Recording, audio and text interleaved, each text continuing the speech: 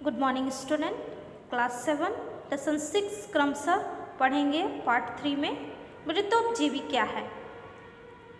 आपने बच्चे बरसात के दिनों में अपने आसपास गोबर या कूड़े के ढेर के बीच पत्तियों के छाल, टहनियों आदि पर अक्सर छत्ते जैसी संरचना देखी होंगी।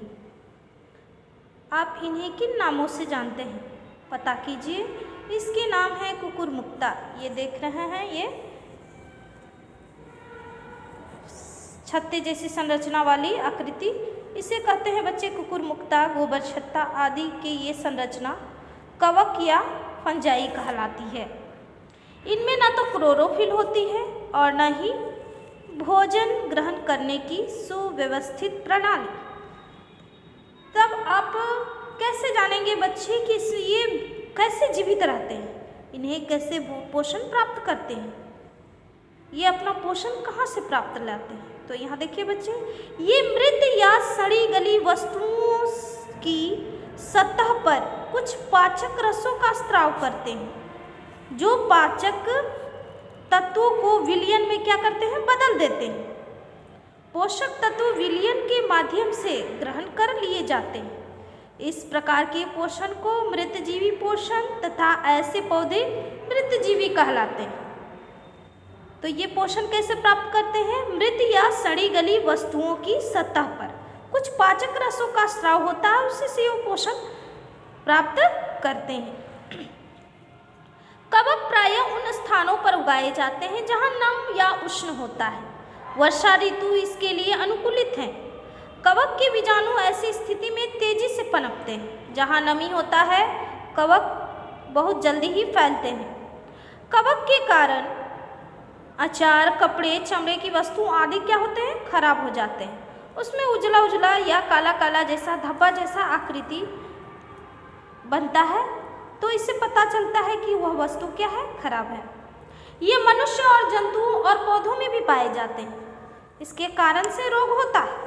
खुजली, दिनाय, शिहली आदि मनुष्य के कवक के कारण होने वाली सामान्य बीमारी। आलू का झुलसा, धान की पत्तियों का चित्तीदार होना आदि पौधे के रोग का क्या है, कारण है। कुछ कवक हमारे लिए उपयोगी भी होते हैं। औषधि, डेयरी, जलेबी आदि बनाने के लिए ये उपयोग में लाया जाता है ना।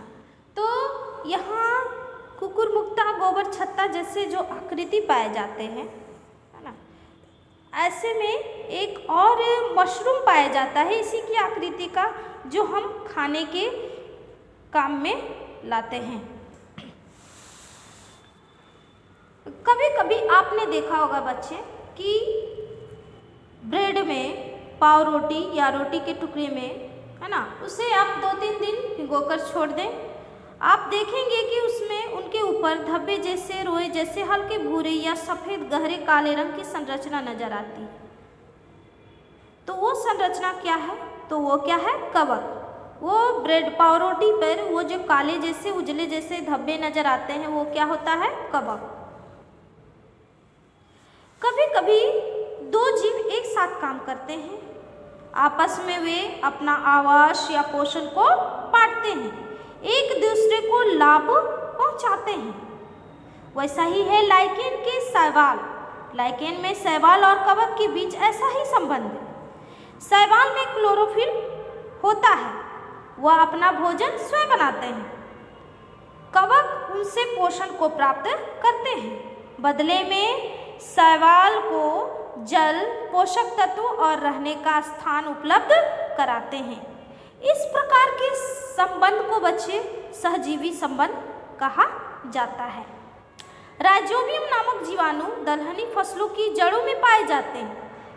ये वायुमंडल से नाइट्रोजन ग्रहण कर पौधे के उपयोग के अनुकूल बनाते हैं। बदले में पौधे इन्हें आवास और पोषण उपलब्ध कराते हैं। राइजोबियम नामक जीवाणु होता है जो दलहनी पौधे फसलों के जड़ों में पाया जाता है, और ये क्या करते हैं, ये जीवाणु वायुमंडल से नाइट्रोजन को ग्रहण कर पौधों को प्रदान करते हैं। बदले में इसे क्या प्राप्त होता है, आवास और पोषण उपलब्ध होते हैं। तो ऐसे जीव को क्या कहते हैं? सहजीवी संबंध, जो आपस में एक दूसरे से क्या रहते हैं? संबंधित रहते हैं। नेक्स्ट है मिट्टी में पोषक तत्वों की पुनः पूर्ति। आप देखे होंगे बच्चे कि मिट्टी में जब फसल उपजाया जाता है तो उसमें खनिज लवण, पोषक तत्व आदि की अवशोषण करने की क्षमता होती है। जैसे जैसे पौधे बढ़ते हैं, है ना, उसे बढ़ने के लिए क्या होते हैं? खाद उर्वरक डालते हैं।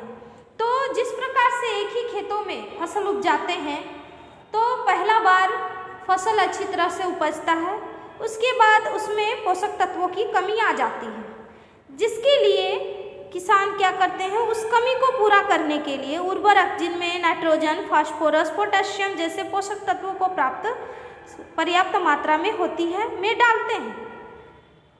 राइजोबियम जैसे जीवाणु पौधे की नाइट्रोजन संबंधी आवश्यकता को पूरा करते हैं।